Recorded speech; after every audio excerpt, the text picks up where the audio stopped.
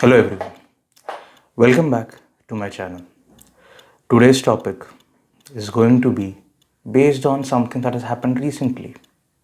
That's New Year, right? Happy New Year to one and all.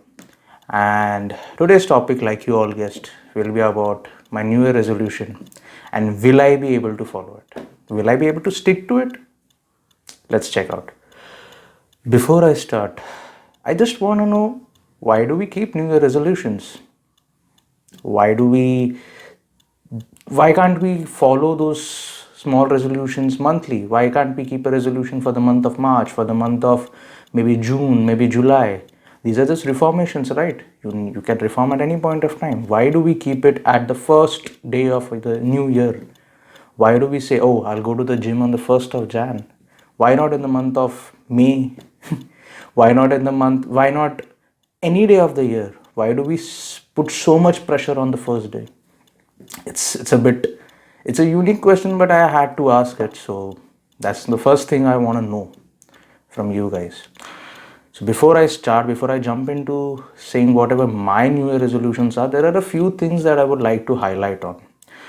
New Year resolutions are something that we as human beings keep so that we can reform, right? So always, rule number one, set realistic goals. Set resolutions in such a way that you can easily achieve those resolutions. You can easily achieve those goals. Don't unnecessarily put stress on things that are not required as of now. So, for instance, if you're saying that, oh, in the year 2022, I'm gonna have a full chiseled body, I'm gonna look like Arnold Schwarzenegger, maybe Dwayne the Rock Johnson, or someone like that, and you just start setting unrealistic goals for yourself. Setting unrealistic goals is not the problem. Achieving these goals is a big problem. Sometimes what happens is these goals may be manageable for you and you achieve it, which is a very good thing. But for few people out there, once you set those unrealistic goals, there is a very good chance you may not be able to achieve it. This may lead to self doubt. This may lead to a lot of confidence issues. This may break you down as well by the end of the year, because you will contemplate thinking that, oh, yeah, I had a year. I had a complete year in my hand and I was not able to do what I had planned on the 1st of Jan of this exact year. So that is why I always push myself to set realistic goals, to set realistic, achievable resolutions, so that at least by the end of the year I'm like, okay, I had planned something and I was able to do at least 60, 70, 80% of it, maybe not 100. Fair enough, right? There are n number of things that we have to do, and these resolutions are just a part of our life, not our entire life. This brings me to the second point. Don't overburden or pressurize yourself to do things. Keep doing, keep moving on, and let nature take its course. Since 2020, we all know what has happened. There's a deadly virus out there, it is still going on. Strangely, yes, it's a bitter truth, but it is still out there somewhere, and we are still locked in our houses. We're still working from our home, or maybe working at 50% than what it was supposed to be back in 2020, before 2020. And this is one thought that came to my mind. I was like, why is it still going on? It's almost going to be the third year right now, and there are a lot of jokes about it and all that, which is not right. But let's keep that aside. Since 2020, my point was basically, we have faced something, we have seen so much uncertainty around us that sticking to something becomes a very big problem for us. Maybe because of some household issues, you were not able to do the things that you had planned on the first day of the year. Maybe 6 months down the line, you are working somewhere, and because of the shift schedules, because of the timelines, uh, because of the workload, you're not able to stick to them. For example, you had planned on the 1st of Jan 2021, let's say, that let me just start with a musical instrument. Let me learn guitar. I should learn how to play a keyboard. Just for an example, I'm taking that. But maybe you didn't get that environment to practice. Maybe you didn't get the equipments on time. Maybe you didn't get the there are a number of reasons. You didn't get the time to do it. Maybe there's a lot of chaos in your household. You were not able to practice it on time. Maybe you were not that disciplined with it. That is also possible, right? After doing so much work and XYZ things, you may not be able to stick to what you had planned. And that's okay. That's not an issue. If you have started and you were not able to reach the point wherein you thought you would be in a year's time, it's exactly okay. There's no issue. Don't go down the path of self doubt. You had 1 year, you did a lot of things apart from that. Maybe the things that you planned were not supposed to happen in that year, and that's completely fine. This brings me to the third point, gratitude. Just one word. In 2020, I was still a little naive. I had just completed my engineering, and I was just normal kind of a naive, immature kind of a guy. Gratitude was something that I have heard a lot of times, but I never respected that word. I never acknowledged it in my life. By the end of 2020, let's say in the month of December, the end of December and the beginning of Jan 2021, I read this book right here, Think Like a Monk by Jay Shetty. There's a chapter in that, there's an entire chapter dedicated to gratitude. And I'm not at all kidding, that chapter has changed my life in ways I cannot explain. Hear me out first. Hear me out. Before reading that chapter, I knew what gratitude is. It's not like the chapter told me how to be grateful or what gratitude is. It did not explain me anything. It has a subtle way of teaching what you should know about gratitude. Apart from that, there is nothing new written in that. So let me explain a few. Let me take an example for that. Okay, before 2020, or let's say till 21 or 22 years of my life, I was never grateful for even one single thing in my life.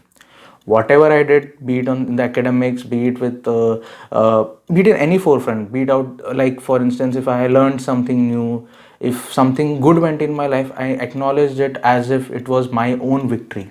But when something bad happened, I used to never acknowledge that, oh, it's not my fault. Oh, there must be an issue with someone else. Maybe this happened because of this reason. I used to never take the ownership of those issues. I used to never take the responsibility of that. Gratitude teaches you to not only take responsibility of that, but to be grateful of the good things that have happened. So in the corner of the mind, you'll always be like, oh, if this did not happen, I'm fine with it. But I'm grateful for the other 9 things that have happened. I'm grateful for the other 99 things that have happened. That one thing, I know it is very close to my heart, had planned those things before, but it didn't happen, and I'm okay with that. It makes you it helps you to make peace with it. Peace with that one small resolution, one small goal, one small task that you were not able to achieve. It is totally fine. Gratitude teaches you to be fine, to be happy, to be peaceful with all the things that you already have gained in the process, irrespective of what you have not gained. It teaches you to respect, to acknowledge the things that you have learned in this process. And that is important. What you don't have, what you haven't learned is something that you should know. But you should always acknowledge the things that you already know, that you have already learned, that you already have with you. It can be the resources, it can be the people around you, it can be the environment, X, Y, Z. You have to acknowledge those things. You moving forward, maybe you won't have those things. So it's best to acknowledge those things, use those resources, use that environment to the extent so that you can learn the things that you don't know. That is what gratitude teaches you. So this brings me to my New Year resolutions. One, to be in a better shape than I was last year. It's a very realistic goal. It's not going to overburden me or overpressurize me. I just have to be in a better shape than I was last year. I'm a little bulky right now, if you can see. Yeah, I'm not going to show off right now. I'm not going to boast myself. But yeah, in a better shape than I was last year. That's it. Nothing more. I don't expect myself to, oh, I'll have six pack abs. Corner of the mind, yes, I'm inspired by those people who have a great body. I'll take that as an inspiration. I'll be motivated because of that. But at the end of the day, I know that I have a lot of other things to achieve as well in this 1 year. So, keeping that in mind, my goals have to be realistic. Second, practice gratitude in a more reformed manner. Now that since 1 year I have been practicing it, I have seen a few changes in myself. I take things as it is. I don't think, oh, this thing could have been in a different way. This thing could have been in the other way. But sometimes I do hold myself back because of this particular what we can say ideology. So I still have to reach the 100% mark to follow gratitude yet. So yeah, I'll keep learning and I'll keep moving myself in that aspect. The third one will obviously be to read more books. I read around 19 books in the month of 2020, in the year of 2020, and most of them were fiction. I tried to push myself in the year 2021 by reading more non-fictional books, books that actually help you to gain some kind of insight in what is happening in the world, about the leaders, the inventors, the builders, everything out there. So for instance, Think Like a Monk is something I started in 2021. I am currently reading this. I'm currently reading a book that Ankur has written. I'm a huge fan of that guy, and I really like the way he has written it. It's very simple. We can all understand it. We can all relate to it. Nonfiction has this one particular attribute that I particularly liked. We can relate to it and we can understand it, which makes it even more easier to consume, which makes it even more easier to digest. I also read Can't Hurt Me by David Goggins, and yeah, I read a lot of non-fiction books last year. I just don't recall their name, but someday in some video, I'm going to list down my top non-fictional books that I have read, and that may or may not have changed my life, but I had a very good time with that book. So if I picked those books up, then that means I am happy with that, not only with that author, but the content that he has written. So yeah, that's it from my side today. Happy New Year to you guys once again, and I hope you guys are all doing well. Like I said, set realistic goals, work hard, and just don't pressurize yourself. Don't put extra stress or tension on your body, your mental and your emotional stability, your physical structure. Everything needs your time, your body. Respect it, acknowledge it. Don't over push yourself, don't overburden yourself. Yeah, that's all from my side. Signing out.